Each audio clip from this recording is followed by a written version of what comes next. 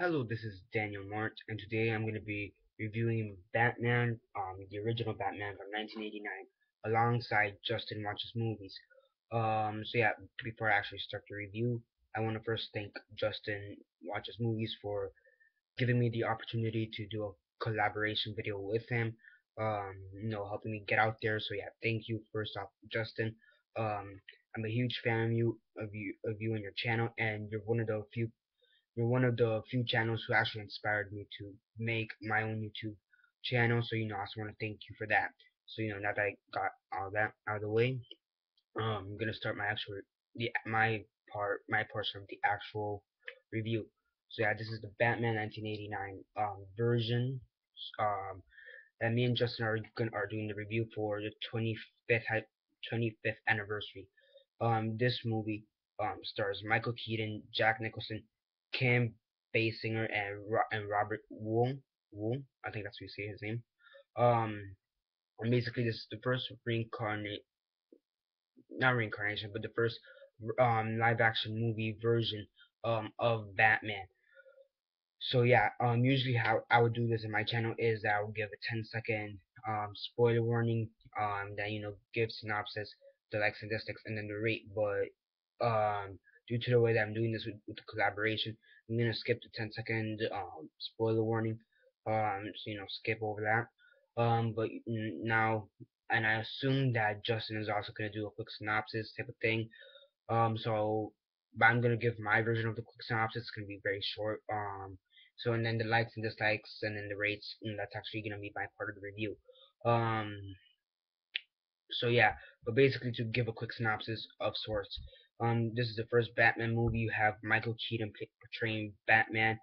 And basically you have the Joker portrayed by Jack Nicholson, one of my favorite actors, and basically they're basically going against each other, seeing who's gonna take control of Gotham to an extent, because Joker wants to basically take over Gotham, and Batman is trying to protect Gotham. He's being a vigilante, um so he's basically protecting Gotham. So yeah, um you know what I really liked about this movie, it's that it brings a new it basically featured superheroes in a new light when you think about it back in '89.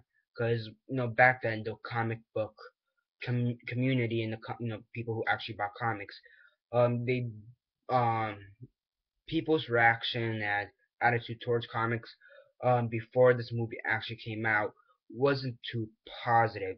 But after the movie came out, many people started to embrace comics, enjoy comics for what they really are, which I really like that, especially me considering I actually do also read comics. Um, so yeah, now the acting for the most part is phenomenal in my opinion. It's pretty great. It's decent, not decent. Decent an understatement. It's great, amazing, fantastic, and I love it. The writing also for this movie is pretty well done in my opinion. The writer, I don't know who he is. I have IMDb here open up. For a story, Sam Ham, I believe is the guy's name. Yeah, Sam Ham. There's two other guys here. But forget that. The people who worked on this to actually write this, they did a pretty great job in my opinion in actually writing this. And I do think there are a few lines over here and there that could have been better, but for the most part, most of the lines here are memorable. And when you think about it, they're like they're pretty well-known lines that you could say and you could actually quote. Um, so so yeah, when you always when you have a lines, many lines in a movie you could quote, you did something right. Writing and dialogue wise, the acting, as I said before, is fantastic, is amazing. So I really do like that. The Joker being introduced as the first villain for the first Batman movie was kind of risky when you think about it, but I do think they aced it, and I do enjoy it. The plot and the direction the director took, Tim Burton. He it was pretty great direction. I'm not sure which Batman comic or story arc this is based off. I need to look into that, but but still, I do like the direction. I do like the, the actual way it went.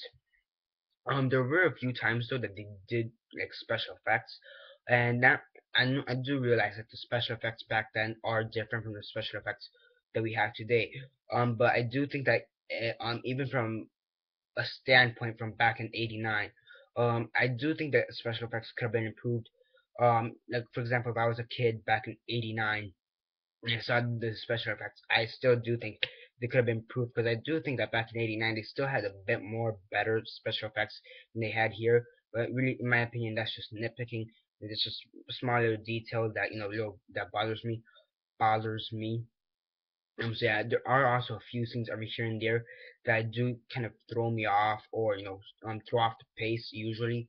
I in my opinion, not my opinion. Um, what that came out wrong though. Let me rephrase. Um, there are a few scenes that kind of threw me off every here and there because they threw off the pace or whatever.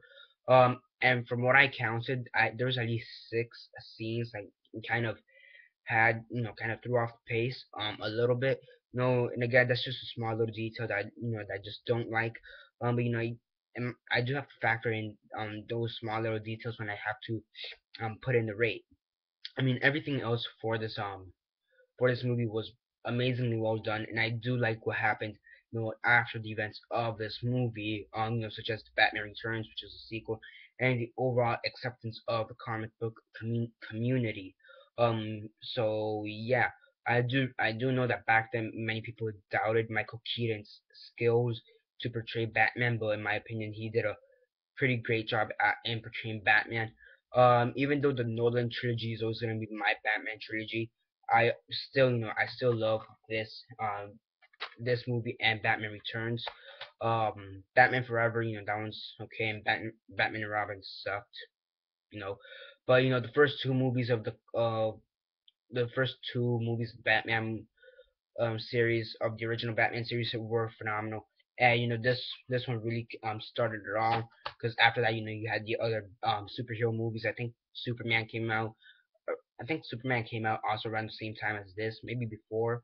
But I don't know about that one. But you had a bunch of other things that kind of came out after the events of Batman, and a bunch of things happened, and it was fantastic overall.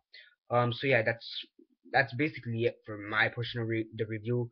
Except for the rate on a scale of 1 to 10, 1 being the worst, 10 being the best, and 6 being decent. I give this an 8.75. I mean, there are a few details that that kind of bother me, but again, those are just a few details, nothing really major.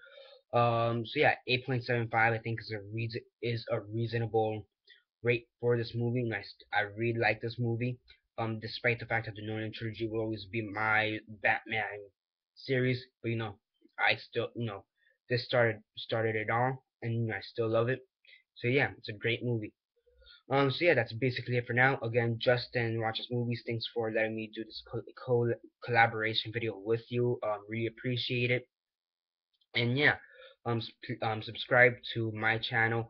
I assume there's gonna be a link down below. Hopefully. So yeah. And again, Justin, thanks. Also subscribe to Justin Watches Movies channel, or Justin's channel, whatever. That came out wrong, but you know what I mean. Subscribe to him if you're not subscribed already, and subscribe to me if you're not subscribed already. Really appreciate it. Comment down below on your thoughts on the Batman movie. Did you like it? Did you hate it? What are your thoughts on it? And yeah, that's basically it for now. This is Daniel Mart, signing off, and thank you, Justin.